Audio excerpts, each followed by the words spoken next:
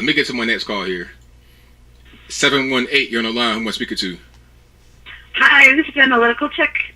I'm have to turn her mute her video. Okay. All right, now what's going on with you? How's everything been? So actually, one of the first things I had forgotten I wanted to mention this, but this is something that I think needs to get more traction. Somebody posted some sort of news report that, and I knew this, but people need to know about this, that people in the other countries, they're actually putting up TV ads and radio ads to those countries where they're telling them, you can, like, we need you, and if you have a kid, you can. They're actually putting up ads on the radio to tell them this.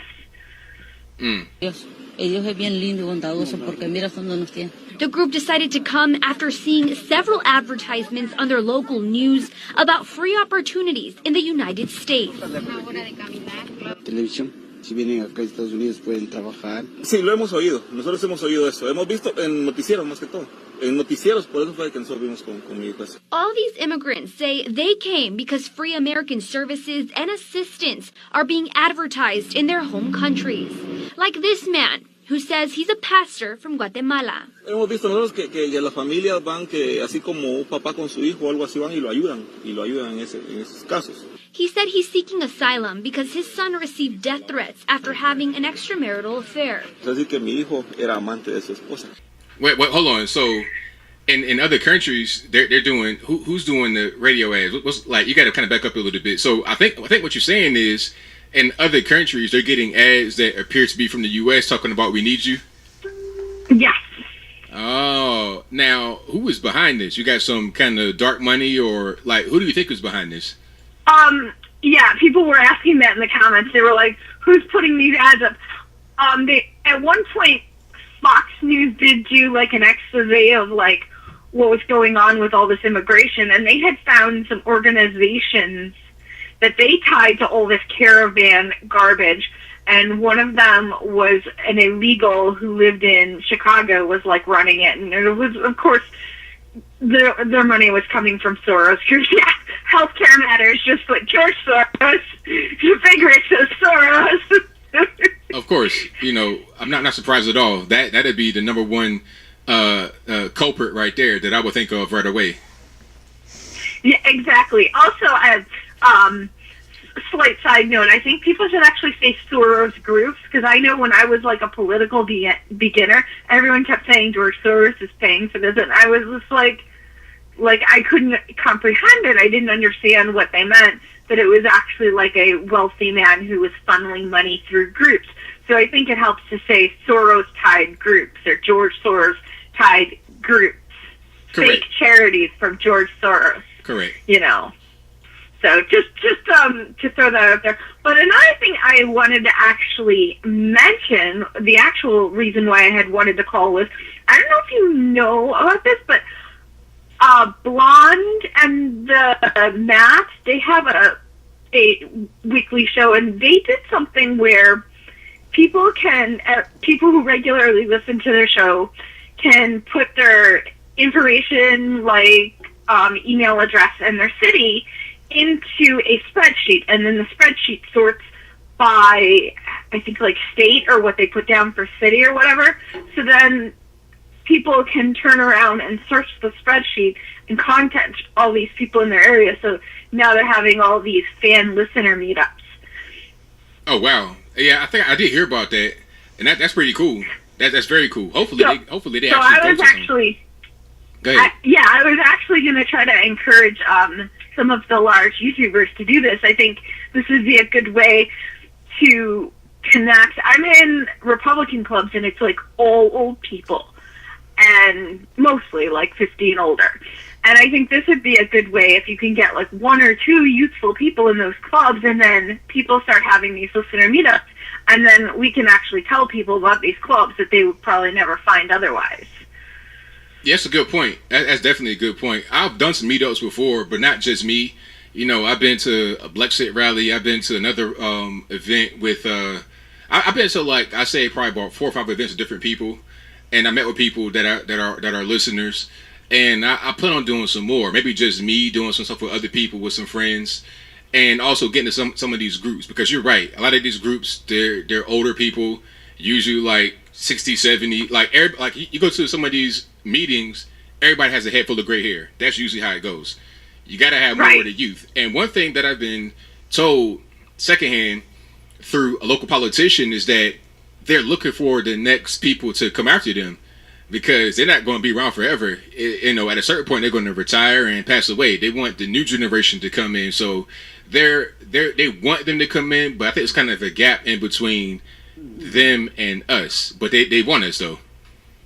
Well, I don't think they're not thinking to like get on social media and find people. They don't know that all the Republicans are like on YouTube and Twitter now.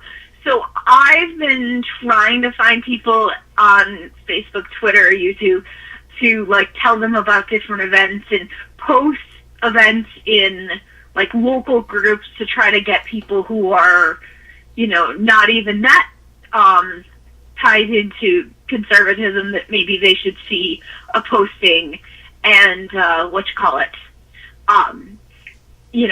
potentially hit a group. But it's painstaking, because it's like you got to go and like find people. Like the way that I've been trying to find other people from New York on like Twitter is I look at we've got like 3 or maybe the small number of Republican politicians we have out of New York City. So then I start commenting and interacting with people who are commenting on their, posts and stuff like that. And then through that, I'm able to find other people from the New York City area. Like in particular, the woman who ran for mayor on the Republican ticket to try to oust de Blasio, which unfortunately was both woefully unsuccessful. Right. But now everybody found her and they're following her, so that's a good way to find other Republicans. Absolutely.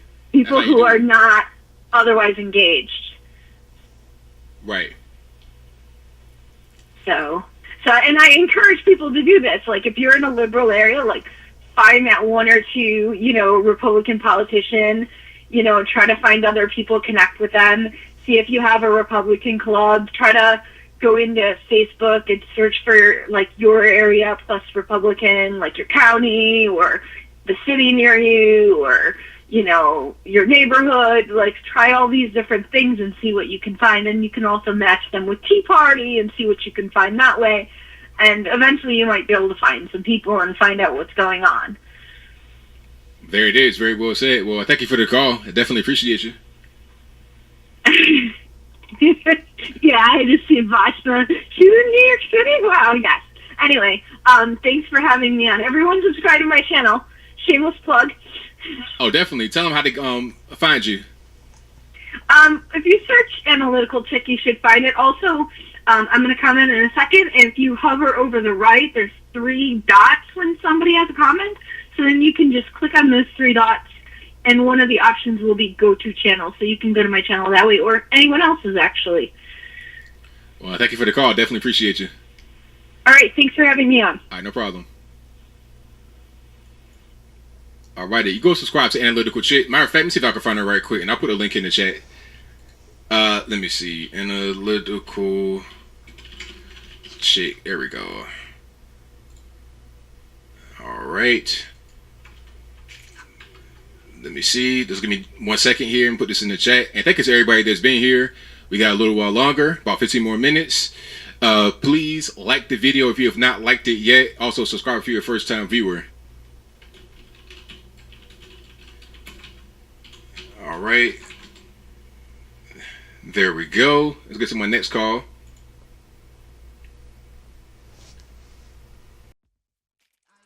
People need to be awake and they need to be aware. They need to stand up against the stuff. People need to be awake. People need to be awake and they need to be aware. They need to stand up against the stuff. And it's so politically engaged. And it's so politically engaged.